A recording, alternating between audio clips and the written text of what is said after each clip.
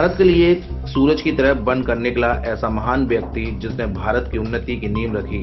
32 degree और 9 भाषाओं का ज्ञानी, समाज की प्रत्येक समस्या के समाधान के लिए ग्रंथ लिखने वाले, समाज की कुरीतियों से लड़ते हुए मानवता को बचाने के लिए शहीद हुए, ज्ञान के प्रतीक, विश्व रत्न, दुनिया में सबसे ज्यादा पूजनीय, सर्वश्रेष्ठ ग्रंथ के शिल्पकार बाबा साहब डॉक्टर भीमराव अंबेडकर को कोटि कोटि नमन और उनके महापरिनिर्वाण दिवस पर भावभीनी श्रद्धांजलि। ऐसे महान पुरुष सदियों में एक बार पैदा होते हैं जो समाज की तमाम बुराइयों और शोषण को झेलते हुए अपने परिवार और अपने भले की चिंता किए बिना सब समाज के मान सम्मान, अधिकार और मानवता को बचाने के लिए अपना जीवन लगा देते हैं। ऐसे महान विद्वान का जन्म 14 अप्रैल 1891 में मध्य प्रदेश के महू में हुआ था। यह बहुत कम लोग जानते हैं कि संविधान रचयिता बाबा साहब को दुनिया सर्वश्रेष्ठ अर्थशास्त्री मानती है। इसकी सबसे बड़ी वजह यह है कि अर्थशास्त्र में पीएचडी करने के दौरान बैंकिंग व्यवस्था पर लिखे गए शोध पत्र के आधार पर ही आरबीआई, भारतीय रिजर्व बैंक की स्थापना हुई थी। विपुल प्रतिभा के धनी डॉक्टर भीमराव अंबेडकर अंतर्राष्ट्रीय यूनिवर्सिटी से अर्थशास्त्र में पीएचडी हासिल करने वाले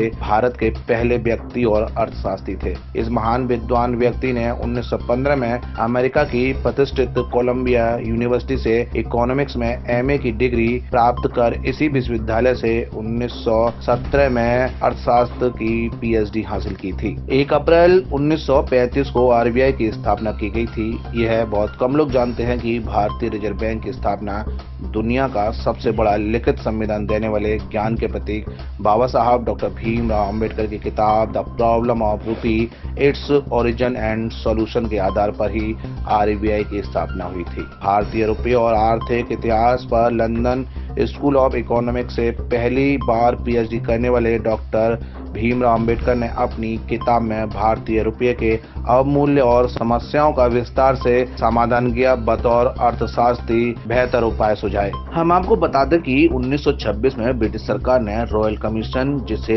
हिल्टन इन कमीशन के नाम से भी जाना जाता है, को भारत भेजा, क्योंकि पहले विश्व युद्ध के बाद इंडियन करेंसी की स्थिति बहुत बुरी होती जा रही थी।